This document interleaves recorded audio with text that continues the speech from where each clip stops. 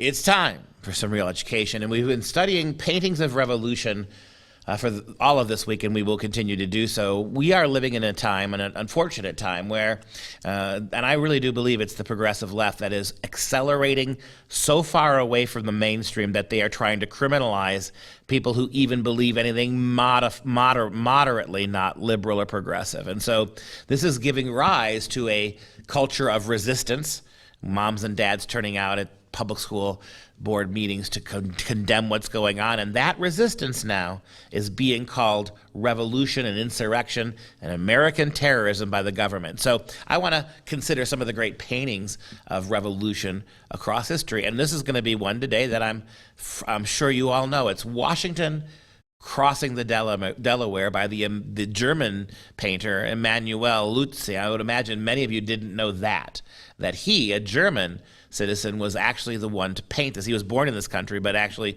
went back to Germany and grew up there. And this is the iconic picture right here. And there are three different, by the way, versions of this picture. General Washington is emphasized by an unnaturally bright sky, the dawning of the sun, right, coming out of the clouds, beaconing a new day and a new nation, while his face catches the upcoming sun. He sort of turned toward it. The colors consist of mostly dark tones, as is to be expected at dawn, but there are red highlights repeated all the way throughout the painting. A foreshortening perspective and the distant boats all lend depth to the painting and emphasize the boat carrying Washington in particular.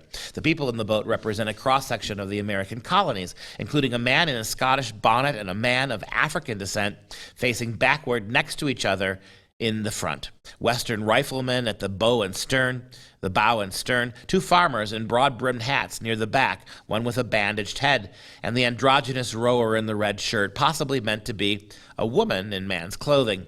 And then there is also a man at the back of the boat wearing what appears to be Native American clothing to represent the idea that all people in the United States were represented as present in the boat, along with Washington, on his way to victory and success. According to the 1853 exhibition catalog, the man standing next to Washington and holding the flag is no one less than Lieutenant James Monroe, future President of the United States, and the man leaning over the side is General Nathaniel Greene, a very important name in American history. Also, General Edward Hand is shown seated and holding his hat within the vessel.